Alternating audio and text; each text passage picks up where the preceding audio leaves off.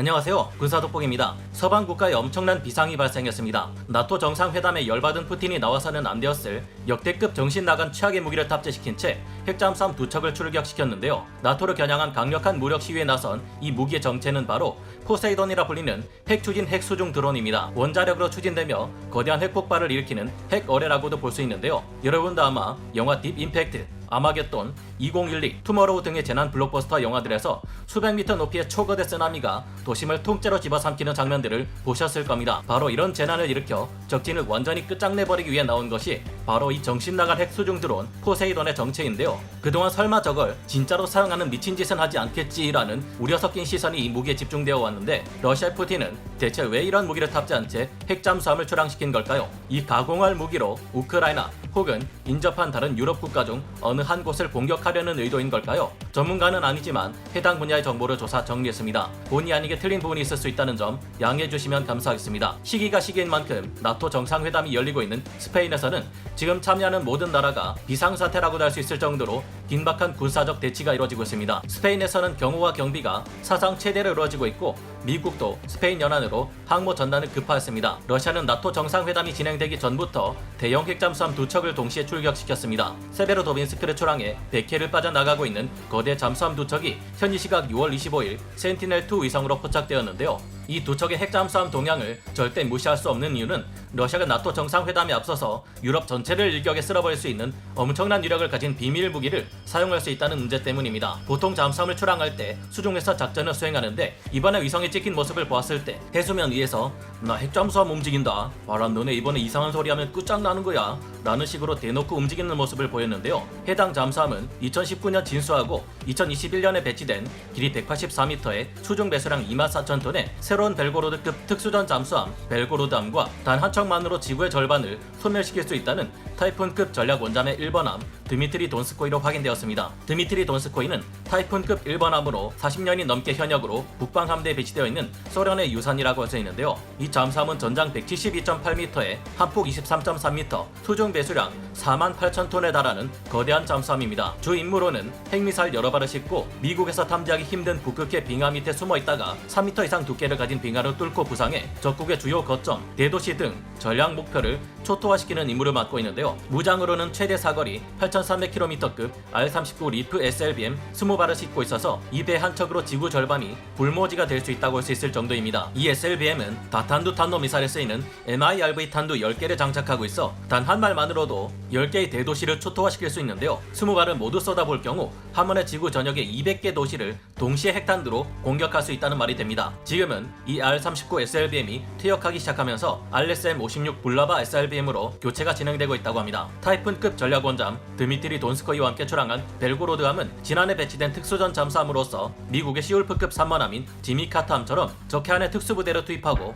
적 해저 시설물을 비밀 파괴 공작하는 사보타주, 적 해저 광케이블 도청 및 해저 지형 정찰 등 정보 수집 등의 다양한 특수 임무를 수행하는데요. 사진에서 보시면 아시겠지만 잠수함 하단 함저보에 장거리 정찰, 도청, 사보타주 등의 비밀 임무를 위한 팔투스급 핵추진 잠수정을 도킹하고 있습니다. 그러나 이 잠수함이 가진 진짜 무서움은 따로 있습니다. 포세이돈이라 불리는 가장 위험한 장거리 핵추진 핵어뢰를 탑재했기 때문인데요. 길이가 24m나 되며 직경 1.6m의 크기를 가진 이 무기는 원자력으로 추진되는 무인 수중 드론이면서 공격할 때는 직접 적 목표물에 다가가 광범위한 핵폭발을 일으키는 매우 독특한 개념의 차세대 신무기입니다. 원자력 추진이라는 특징 덕분에 최대 사정거리가 무려 1만 km에 달하고 수중에서 자율 항행이 가능하다는 장점을 가지고 있습니다. 통상 천에서 기동하는 것으로 알려져 있지만 이론상 최대 1km의 깊이까지 잠수할 수 있어 탐지하기가 더욱 어려울 것으로 보이는데요. 통상 자망 심도가 300m에서 600m 정도인 유인 잠수함으로는 경우에 따라 추적이 불가능할 정도입니다. SLBM의 경우 수면 밖으로 발사되는 순간 조기 경보 레이더에 잡혀 미국이 구축한 다층 미사일 방어 체계에 막힐 수도 있지만,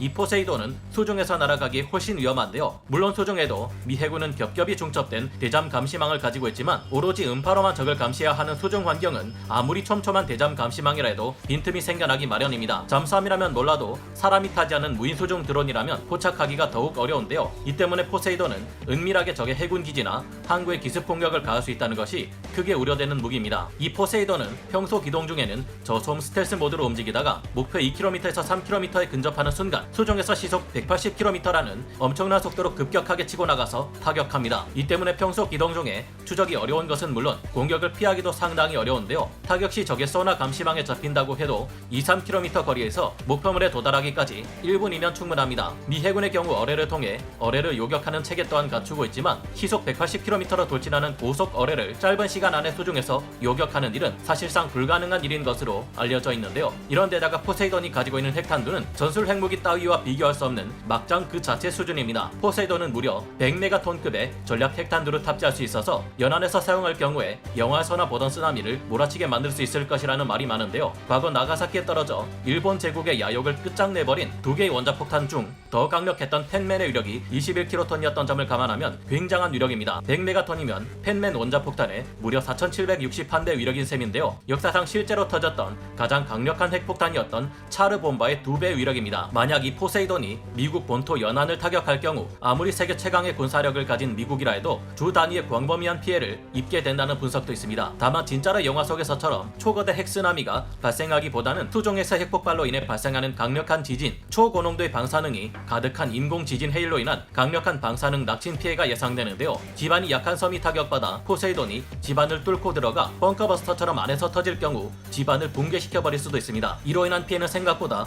훨씬 심각한데 2차 세계대전에서 미군이 도쿄와 일본 전역을 공습할 때 사용했던 네이팜탄과 소위탄만 해도 차가웠던 철교 아래의 물을 부글부글 끓어오르게 만들었고 폭격을 피했다고 해도 이 뜨거운 물 때문에 살아남지 못하는 사태가 크게 발생할 정도였습니다. 네이팜탄만 해도 이 정도인데 나가사키 원폭의 4761배 위력, 차르 봄바의 2배 위력을 가진 핵폭탄이 터진다면 아예 집안을 녹여버리고도 남을 정도가 될 것으로 전망되는데요. 포세이돈으로 인한 핵폭발이 지하수로를 타고 퍼져나간다면 무슨 일이 벌어질지는 더 이상의 자세한 설명을 하지 않아도 될 것 같습니다. 이 포세이돈을 몰고 다니는 벨고로드 함과 SLBM을 탑재한 드미트리 돈스코이 함을 대놓고 출격시켰다는 것은 현재 나토, 우크라이나를 포함해 러시아를 적대시하는 모든 국가에게 핵전쟁의 위협을 가하는 것으로 보여지는데요. 어딘가 우리나라 입장에서는 어디서 상당히 많이 본 도발과 굉장히 비슷합니다만 푸틴은 북한의 도발과는 비교할 수 없는 차원이 다른 수준인 것 같습니다. 이 위협과 도발에 이제는 서방을 떠난 모든 국가들이 만반의 준비를 해야 하지 않을까 싶은데요. 그 방법은 무엇일까요? 포세이돈을 무력화하는 방법은 오로지 이 무기가 발사되기 전에 이를 탑재한 핵잠수함을 잠대잠전으로 침몰시키는 헌터킬러 작전뿐입니다. 사실상 이런 무기가 사용될 조짐이 보인다면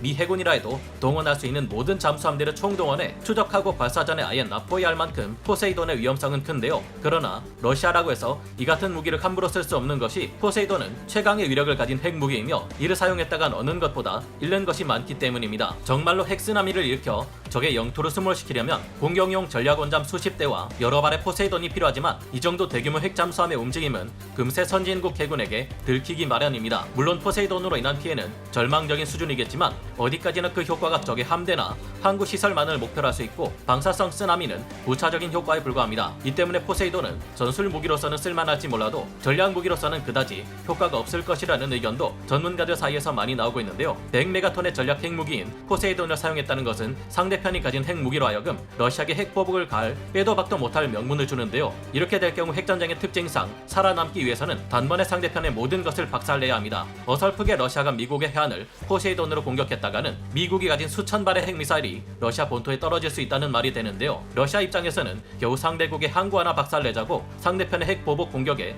본토를 잃을 수는 없는 셈이기에 정말 웬만한 상황이 아니면 포세이돈의 실제 공격은 이루어지기 어려운 일이 될 겁니다. 그러니 너무 걱정할 필요는 없겠지만 이제까지 푸틴 러시아 대통령이 벌여왔던 일들을 생각하면 안심할 수만은 없네요. 여러분들은 어떻게 생각하시나요? 오늘 군사 돋보기 여기서 마치고요. 다음 시간에 다시 돌아오겠습니다. 감사합니다. 영상을 재밌게 보셨다면 구독, 좋아요, 알림 설정 부탁드리겠습니다.